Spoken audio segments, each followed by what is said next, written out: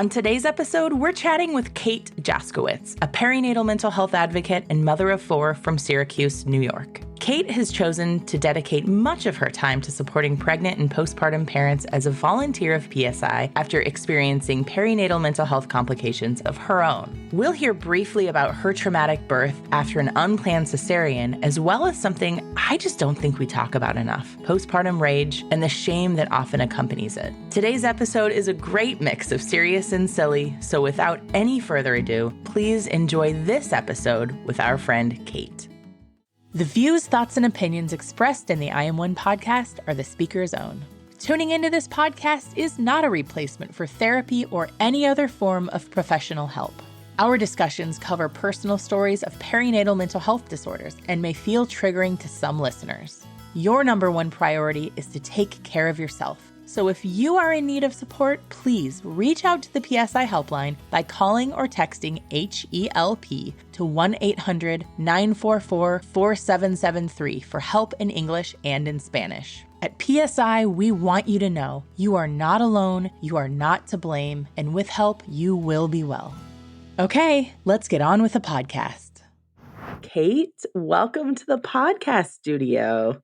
We are so happy to have you here. I am so happy to be here. Yeah. I don't know you very well, so I'm excited to hear all about you and, hear all the deets. Dive into the details. Yeah. Thanks so much for being here.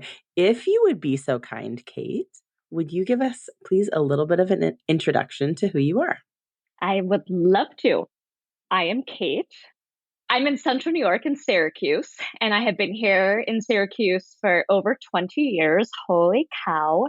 I am mom to 4, so I have 2 amazing bonus daughters. My 2 stepdaughters, they are almost 16 and almost 14. God help me. The teenage years are amazing. It's a lot.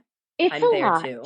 It's a lot. Yep. And then I am mom to Bernadette, who is 8, going on 19, 20. So there's that too.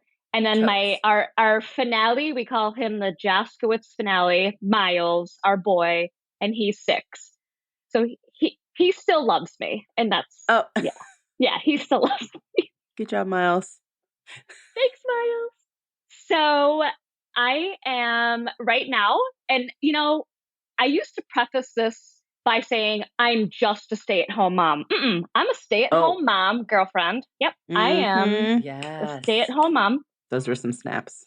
Yeah, it's snaps. And of course, Miles is in school, so it's been now a couple of years that I've been a stay-at-home mom without little ones at home. However, I do still work. I do social media for a national franchise called Momletta, which is a mommy and me fitness business. And I used to own a franchise here in Syracuse, New York. I closed that in the summer of 2022. COVID kind of helped with that, unfortunately. Yeah. But I am a certified personal trainer and group fitness instructor. And then, as I said, I do some social media for Momletta HQ. And then I'm mom extraordinaire for 4 super busy kids. So... Yeah. Wait, your kids do after school activities? Because I cannot pay mine to do after school activities. Every single one of them. Oh. So I am so blessed. My in-laws live essentially like around the corner, and they are the most amazing human beings ever, as are my parents, but my parents are like an hour away. So basically every Sunday night I call my mother-in-law and I'm like, hey, grandma, okay, so we need You're like family meeting for the week. Yep. That's amazing. She's like writing it down. Got it. Okay, you're on my calendar every single Sunday because it's insanity. Yeah. Like I was an athlete, right? Like before school and after school, swim practice, I was doing 2-a-days. I was going to like junior Olympics. Athletics was life, right? So it's weird to me.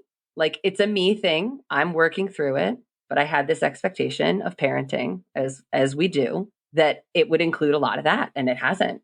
Yeah. So I'm resolving that for myself. Yeah, it is. My husband is constantly saying, well, when I was in high school, and I'm like, babe, very different time. Like things are so different, but I'm with you because I would feel the same way. Because I was very involved, and I'm so glad my kids are. But I'm also like, holy moly, it's a lot. Mm-hmm. Yeah. Busy. Yeah.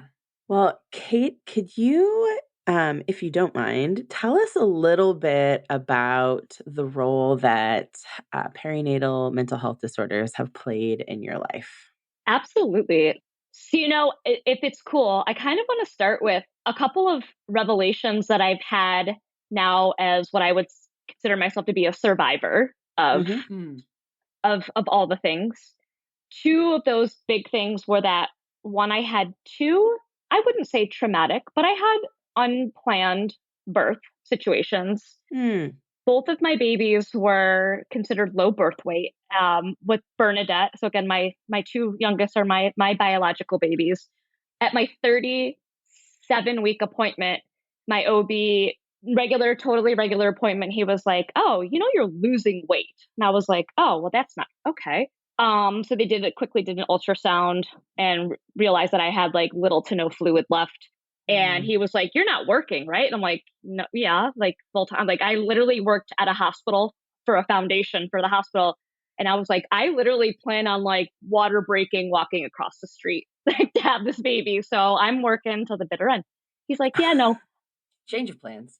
Yeah, so change of plans. So literally my boss was so amazing, called my husband bawling. I'm like, "You have to come pick me up, like we're done." Anyway, had an induction with Bernadette, and everything actually went really well with her. I mean, it really, the whole scenario went really great. Perfect, beautiful, tiny little thing, but perfect little baby girl, amazing. So once I got pregnant with Miles, my little guy, my OB, who was amazing, she was like, "Listen, we're gonna, this is it's called intrauterine growth restriction, and it does tend to occur with subsequent pregnancies, and so we're just going to keep track." So at about my 20-week appointment, they did an ultrasound, and they realized that yes, Miles was very small and my fluid was very low. And so from 20 weeks on, and now mind you, I had a toddler, two school age stepdaughters that were here 50% of the time.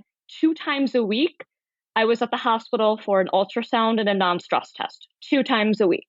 And that test takes like 45 minutes or an hour and a half or something like that, right? Like you're not in and out. No, you're not in and out. And it's like, I mean, basically I would bring like cookies to the ultrasound staff at the house. I'm like, "Hi guys, here I am. Like, make sure baby boy's good."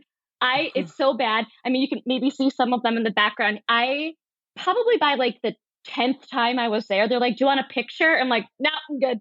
Like, I don't need another picture. Like I have 35 of these at home. I'm pretty good. So I literally cannot open my refrigerator right now. It's just wrapped around the handle. I'm good. So little Miles Robert decided at 36 weeks, right before 36 weeks, like 35 and a half weeks, that he was like, "Yeah, no, your placenta is useless to me. Like, I'm good. Fluid is down." And so my OB was like, "Okay, yeah, we're inducing."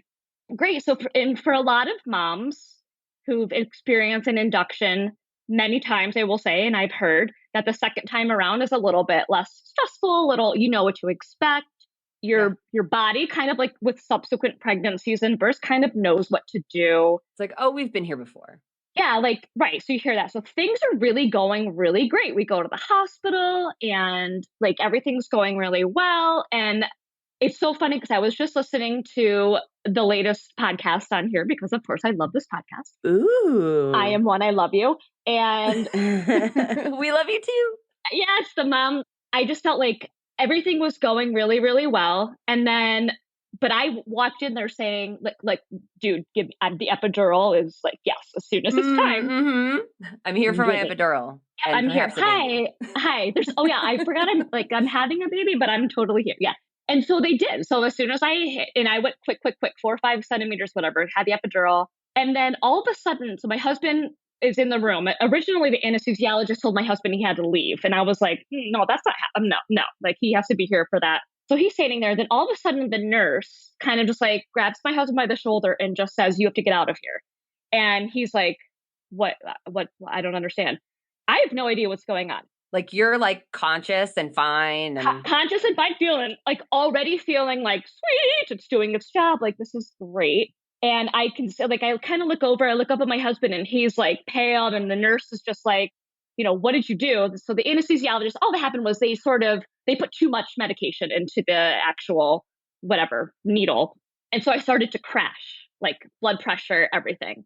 Yeah. Meanwhile, again, I was okay. And I'm just kind of like reading the room and I'm like, am I okay? Is the baby okay? And she's like, listen, she's like, I have to worry about you first. To the nurse, she's like, I'm worrying about you right now, not the baby. I'm like, okay. And then they kind of just sit me back. And then the anesthesiologist has like this huge needle and he's like, can you feel your leg? I'm like, no. He's like, good. So he just stabs a thing of adrenaline into my leg just to bring my blood pressure back up. And then I was fine. It was fine. Like, oh, wow. But in the moment, that's intense. It's super intense. And when my husband and I talk about it, it was like way more intense for him than it was for me, because again, I had no idea. So this is what I'm saying. Like I have these revelations even years later. Again, Miles is 6 years old. I'm like, wow, okay, yeah, that's a bit of a traumatic birth in a way, because it set me way back time. Like I would have had him hours earlier, but they had to stop Pitocin. They had my labor stopped and everything just to make sure that everything was good. And so it was a much longer laboring process because of that. You're like, I know. I'm like, I'm thinking this little dude's coming like today. Like I'm ready to write his birthday on his little baptism cup, but you don't know. So that has been a revelation for me as I've thought more and more about it. The other part of that with having 2 babies with intrauterine restriction is that I was also a geriatric mother. Rude. So can we please stop using that term? Like officially. Isn't it? So I was told that. So my mother was diagnosed with breast cancer when I was in my early 30s. And so when my husband and I started talking about getting pregnant, my OB actually said to me that she wanted me to have a baseline mammogram at 35 before I get pregnant. And then she's like, well, because if you get pregnant after 35, it'll be a geriatric pregnancy. I was like, I don't even, okay.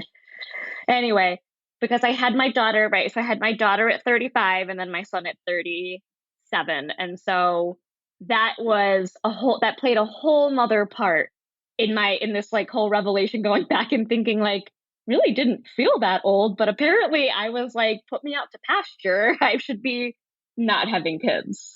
I can only imagine that messaging like that it can't not create a narrative for you. It's like they're defining part of your story. Yeah.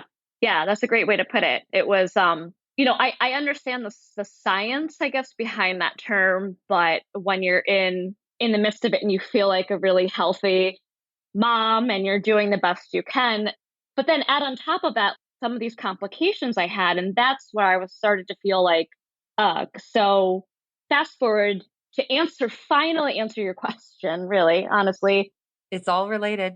It is. And this is why I kind of wanted to start like at the end, because I feel like there are other moms that probably could sit here and be like, okay, wow, I'm having like the same sort of revelations. Mm-hmm. After Miles arrived and I was home then with both Bernadette, who at that time had just turned 2, and then I came home with Miles and he was early, and he did tend to have a little bit more respiratory illness and just kind of like really just needed extra attention.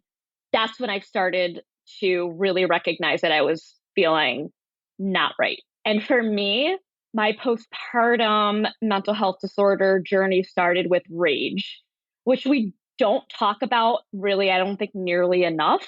Not enough. Definitely not. I would just like the fact that I would have to, Bernadette would go to the bathroom and I'd have to change her diaper. And then immediately after, Miles would do the same thing. And I would just be like, why can't you poop 2 hours apart? Like, why do you have to poop at the same time? Like, like just having this conversation in my head.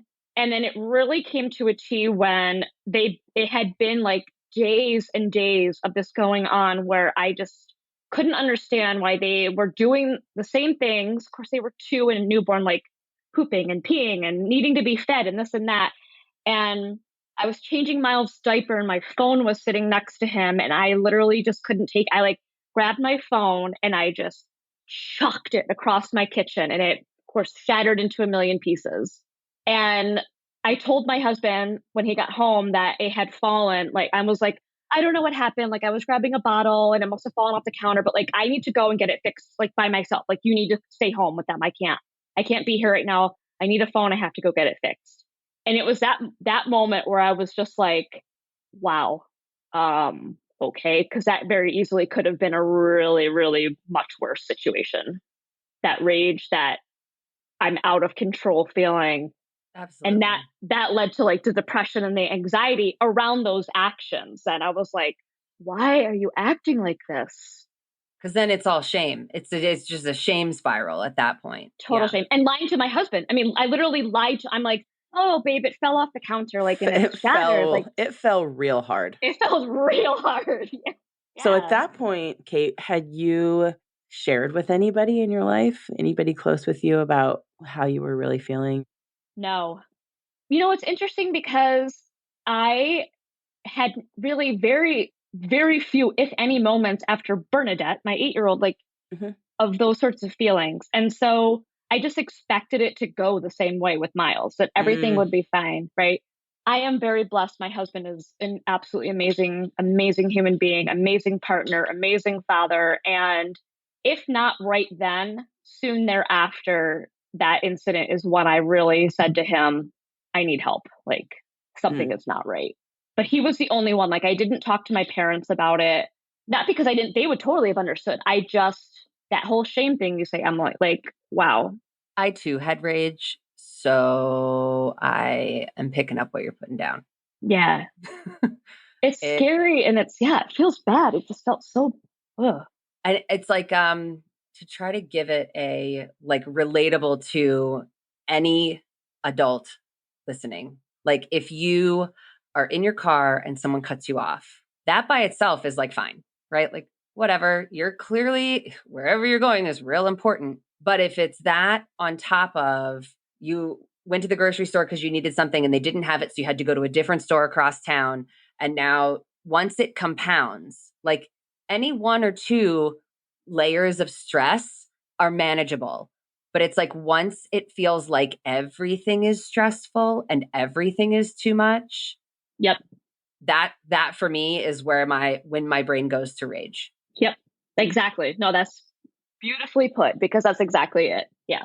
Do you suffer from anxiety, Kate? Or I don't know if suffer from anxiety is the right terminology. Yeah, do you have anxiety? No. Oh yeah. Are you rocking some anxiety? Yeah, it's now. I will tell you, I'm rocking it now because medication is God's gift when you need it and when it works for you. So I am rocking it now, to be honest. Like in my early 20s for a little bit, I had some anxiety, but there's nothing like motherhood anxiety. There's nothing like having a small human being that you're taking care of anxiety. Even if you have, I feel like, I feel like a lot of people have anxiety when they're younger and everything, and they deal with it in a way. But I feel like there's no preparation for what a level of anxiety when you're like leaning over and putting your hand on your baby to make sure they're still breathing at night, and then sitting up at night and being like, oh my gosh, if I don't nurse them right now, could I give them a bottle? Am I ruining them? Like it's just there's like a whole world of, oh my goodness, when you become a mom, Yeah, because you're like looking at the future too. Like you're dealing with the present, which is a lot, but then you're like, okay, every decision I make right now could have a lasting impact. Spoiler alert, if you're listening to this and you're like, every decision I make, no, not actually, but that's what your brain might be telling you. And it's not helpful. No. Or correct, frankly. I totally appreciate that. And that kind of like the reason why I wanted to start out with some of these revelations that I've had 2, 3, 4, 5 years, like post my journey, is just to say, like, I recognize what I went through, but more importantly, I recognize what I went through and came out on the other side from, which is what happens, especially when you seek help and you're not alone. And it's okay to look back and go, oh, I went through some stuff. Holy cow. Like I went through some stuff, and I know I'm not the only one. And yeah, so. I'm curious what seeking help looked like for you. You said you mentioned it to your husband. I really think I'm not feeling like myself. I need some help. Yeah. What happened next? So if it wasn't that day, and I'm trying to remember again, because, well, first of all, I'm geriatric. So I'm having a hard time remembering that. So I was teaching at a YMCA, and I believe it was this day where I had actually started taking a specific anti-anxiety medication, and I felt like it wasn't working for me. It was sort of making things worse. So again, like always advocate for yourself. If you have someone that you're working medication wise with, which I did not do at first. And I literally stopped it cold turkey, which please don't ever do. Right. You know what I mean? Like without your physician, make sure you are always, in contact with your physician of all those kinds of things. And so I started to have hallucinations one morning when I was just about to get both babies in the car to take them to the Y to teach a class. Oh, wow. And I remember being like, yeah, I at least knowing that like I should not get in the car with my babies. And so I called my husband and I was like, this is what's happening right now. And he's like, I'm on my way home, and on my way home, I'm calling the doctor, and you're going in today, and we'll all go. And so he came home, picked up the four of us, went to the office, and I think I saw a PA that morning, and he was amazing. I mean, I'm in there just bawling, and he's just like listening to me, and he's like, here's where we're going to start. And it was amazing. So, and again, like my husband has this like such an incredibly supportive, the agency that he works for, the partners there are extremely supportive. They're like, take the time you need. Like, she has to be okay. You can't don't leave her. Yeah, whatever you need. And so, and that was just kind of it. And for me, thank God that cocktail of medications that I was put on started to work and to help. And I could still, and that was part of it too. Like breastfeeding was very important to me. Although we were supplementing with formula, which again, I was like, as long as he's eating and he's happy. And our pediatrician was amazing. I'm like, with Miles, he just wanted to nurse around the clock. And I was like, listen, at some point, I have to have a break. And he was like, yep. And he's doing amazing. And if you want to give him some formula, why don't you do that? Knock yourself out. Yeah. I'm so blessed with the whole medical team between my pediatricians and my primary care, my OB. So.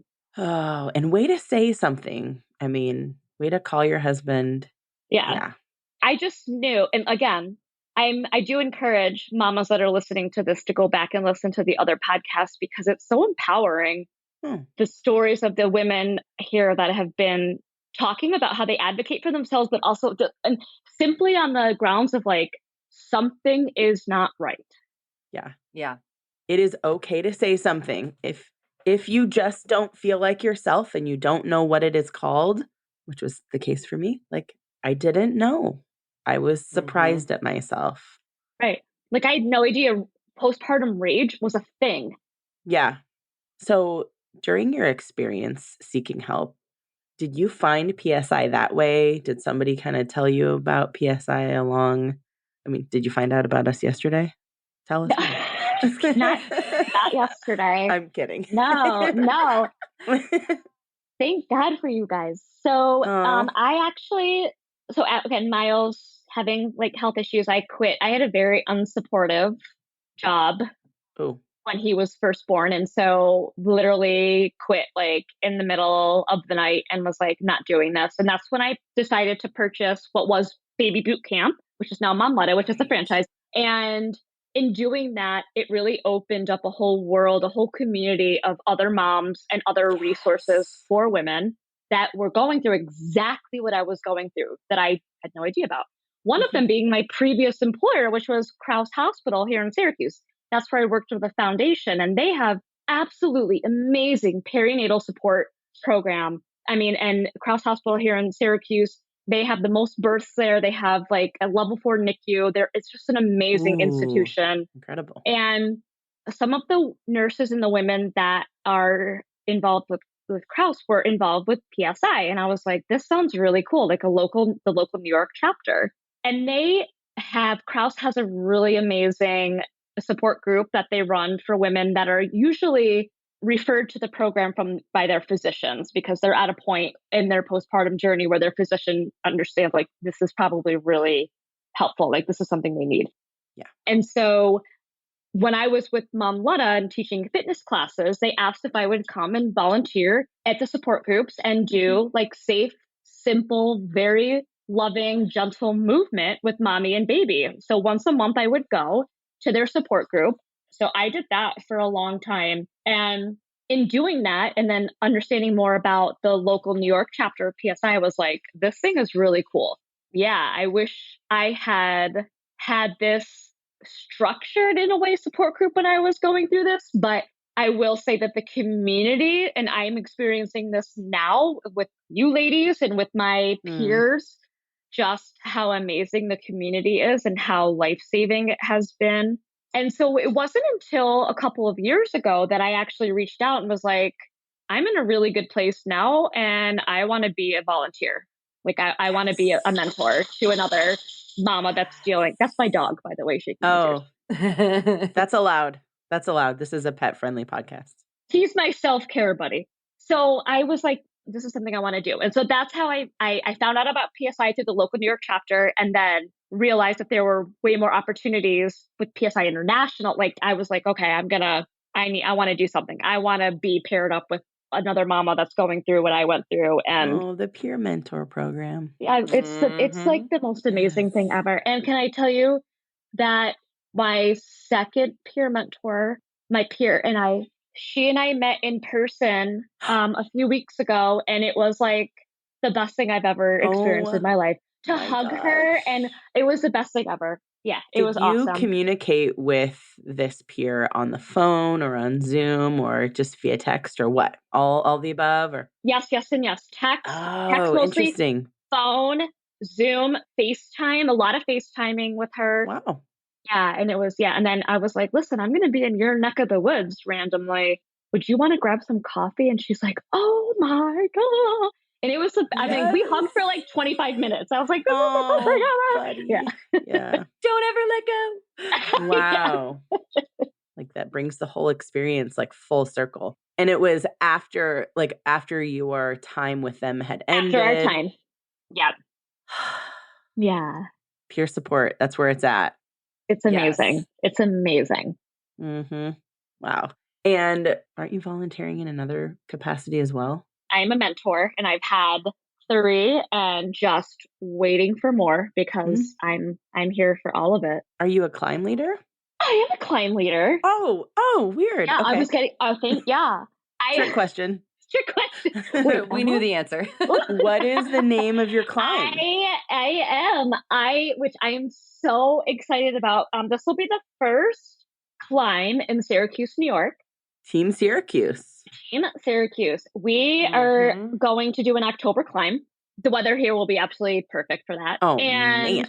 Beautiful. I know it's going to be amazing. And thank you, Emily, for the idea. We're looking at locations like apple orchards and that kind of thing, because how family friendly and amazing will that be? We have so many here. It's like prime time for that. So I'm really excited for that, partially because like first time and it's great, but also I started when I decided to close my local Mom Lutta franchise, I decided to start a totally free, totally informal support group for mamas here in the Syracuse area. It's called Health, Strength, Love. And it's just mamas. We just get together. In fact, they're all going to support. They're all going to come out. Like, this is for them. This is the reason why I do this stuff.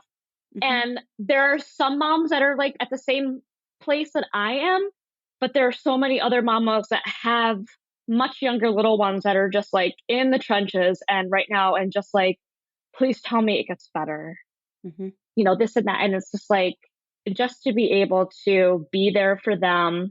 There's nothing better really to be on this side, you know. Agreed. Like you say, I'm like, it's the worst club you never want to be a part of. Is that what you say? Say your thing, Emily. The coolest club that I did not want to join. Yeah. And it's so true, because these women are like my best friends in the entire world. And there's nothing that I want to see more than for them to understand that it does get better. It does. Yeah. And that's all people, I mean, sometimes that's like the very beginning of healing for somebody or the very beginning of seeking help. Yeah. You're doing great. Agree. Awesome. Yeah. Kate, is there something we have not mentioned? We've not asked you about? I would say, there's a whole different world of parenting teenagers and then like younger kiddos. Mm-hmm. And giving myself grace for parenting those two sets of human beings in a very different way is okay. And having like all the feels around that. Yeah. Mm-hmm.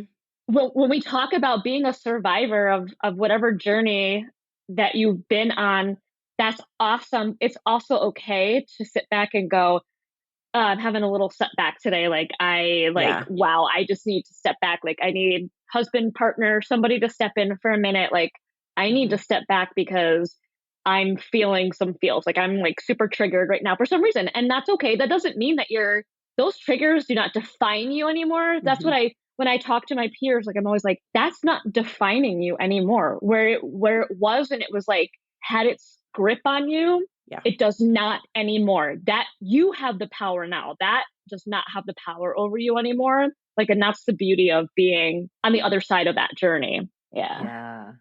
I feel like I need to be able to have this recording published like right now so that I can play all of these nuggets on repeat. You know how sometimes you're like, I didn't know what I needed to hear until I heard it? That I'm having that moment right now. And I'm telling you, like, going back and listening to all of the previous podcasts, I'm like, girlfriend, yes. Oh my gosh, yes. Holy cow, yes. And like, my husband gets home from work and I'm like, you got to listen to this. Like, do you like remember? And he's just like, okay. And I'm like, no, but oh my gosh. Oh my gosh, never will you ever feel alone. Like, yeah, those nuggets too. Like, even if I didn't experience the same exact diagnosis or undiagnosis that another mama did, it's like, wow, yeah, okay. It feels good hearing somebody else share something vulnerable. And it's like, yeah, I felt some big things too. And I can also, like, for me, everybody knows that. Yeah. Hearing somebody else share their story helped me share, process mine. And anyway, it is very empowering. Exactly. It's almost like a miniature memoir, right? Like if you're telling an important story that someone needs to hear, but you're ending that story with like some sense of resolution, but also, as you said, we're all still growing. We're all still gonna have a bad day, gonna have a day like my Mother's Day where my kids got into a water fight in my kitchen and I full on lost my shenanigans at them. It was not my best mom moment, but again, that does not define me. Like, that was a moment in time that it's not core to who I am. I was just going to say that healing after, or feeling recovered, maybe, I guess is what I want to say, after a perinatal mental health disorder doesn't mean that it's all rainbows and unicorns from here on out. And sometimes kind of like, well, I say it a lot, I'm a survivor, but also it's important to me to share. I also really have hard times still. Yeah. Like, I'm not experiencing postpartum. I mean, I'm like super postpartum, right? Like postpartum. Yeah. There's not this plateau that we're all trying to get to, right? That's like, okay, I had a hard time after I had a baby and now everything's cool. No. That's not reality, because every day is a series of ups and downs, and it's still cool to talk about it. Let's keep talking about feelings. Like, this is why I started my group here in Syracuse, because I was like, I'm just like, well, my youngest is like 10, 15. I'm like, okay. And you still realize you're postpartum, like you have a child. So you will, for the rest of your life, you're postpartum. And it's not just a physical, like, it's everything. And it's okay to keep talking about it at all the different stages and phases, 100%. Yeah. Snaps to that. Yeah. That's why we're here, darn it. I almost broke into like spoken word to ask you the first question of the lightning round. But Kate, are you interested in answering some fun questions for us? I'm ready. I would love it. I would love it. Kate, besides this podcast, what's your favorite podcast? Oh my gosh. Okay. Or podcasts? No, there's no judgment here, right? Okay, no judgment. Absolutely not. Just us. The first one, and other friends. No one will judge, is Happier with Gretchen Rubin and her sister. Love that because the two of them are so cute together. And I just love their topics. Okay. And then the other one is Stassi Schroeder. I absolutely adore her. I'm a huge Bravo fan. Yeah, so those are my two go-tos. Great. Are you a fan of having a book in your hand or a book in your ear? Okay, I am 75% book in ear, 25% book in hand. So I'm in a book club. And so it just depends on what the do I have an Audible credit? If I do, then it's book in ear. Yes. Oh, I love discovering that there's Audible credits available. Yes. And my drifty dog, my baby boy here, book in ear because he and I go for really long walks during the day now. Oh, I love a walk with an audiobook. Right. And I just wave at the neighbors and I'm like, don't talk to me. I can't hear you. I love you. I'm listening to my book. Yeah. Great book in here. Sorry. Sorry, not sorry. This is me time right now. Just wave. Keep walking. Are you reading or listening to anything fabulous that you'd like to recommend?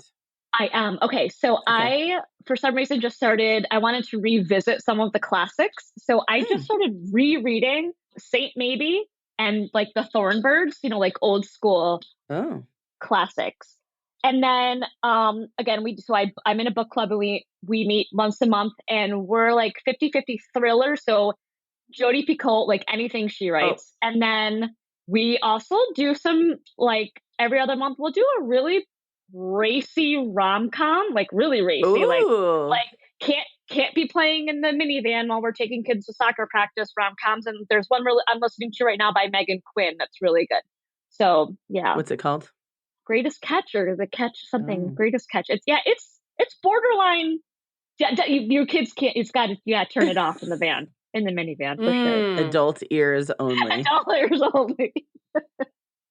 Kate, what is your best parenting hack? Oh, my best parenting hack. Okay. Yeah. Not to sound it's not a laziness thing. I promise. Okay.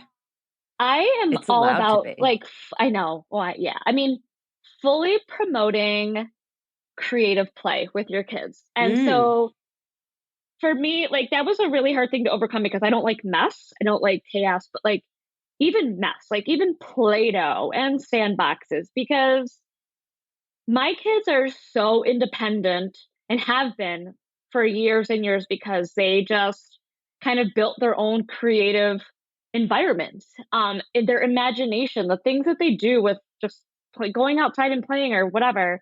And honestly, yeah, it also means that mommy can still just kind of sit there for a minute and chill out. And so I really promote that creative play. Let them pretend to be a dinosaur for, or whatever, Yep. I like that. That's all good. You know, it's not our job to keep our kids entertained all the time. And I think that there's a lot of pressure to do that now. Yeah. Kate, what is one way that you'll show yourself some radical love today? Oh, I'm really excited to go over to my girlfriend Heather's house for our monthly support group meeting, and we're gonna sit outside and little fire pit action. My parents are coming today, so they're gonna be home with the babies. Great. Yeah, just talk about all the things. Yeah, that all sounds fabulous. I'd totally crush your party, but it would take me forever to get there. It might take you a little bit to get there, yeah. Yeah, I'm trying to do the math. If I leave now... The fire will be going. The fire will be going. The fire would probably still be going. Yeah. Emily, do you want to ask your favorite new question? My favorite question is, how do you take your water? Bubbles, no bubbles, flavor, no flavor, ice? Oh, lots and lots and lots of ice. Super cold. Which is, super cold. Flavor, no flavor? No flavor. Super, super cold water. It's got to be freeze my throat cold. Yeah. Got it. I need to do better about the water intake. Yeah. That's why I'm asking. honestly. To get some ideas. Just okay. collecting data. Yeah. Collecting data. Kate, if anybody is in the Syracuse area and, your mention of the climb piques their interest, is there a great way? What's the easiest way for people to get a hold of you? Oh, yeah, please. So we have a Facebook and an Instagram. Both of them are Syracuse, New York Climb Out of the Darkness Walk. Instagram is at Climb Out Syracuse, New York. And then my personal Instagram is at Kate Jazzer, Jazzer. And I would love to connect with any mama that wants to connect with me. You'll see on Instagram that I'm totally transparent, vulnerable in many ways too, with my journey and all the things being a mom. And but I would love for you to connect with me for the climb. In October, I should be finalizing the date. It will be either October 14th or 15th this year. Just waiting to hear from one of the orchards. And I'm just like really excited.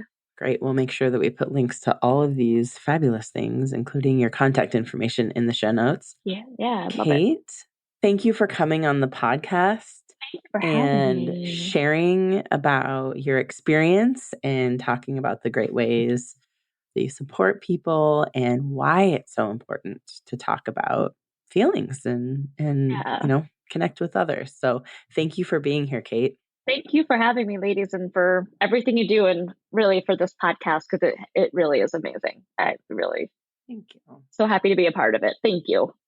Thanks for tuning in to the I Am One podcast. Check out today's show notes where we'll drop links to all the important things that we mentioned in this episode. Please consider sharing about I Am One on social media and following and rating our show wherever it is that you listen to podcasts. It only takes a minute of your time and, well, that'll help our collective mission of bringing resources and local support to folks worldwide. From everyone here at PSI, thanks again for listening.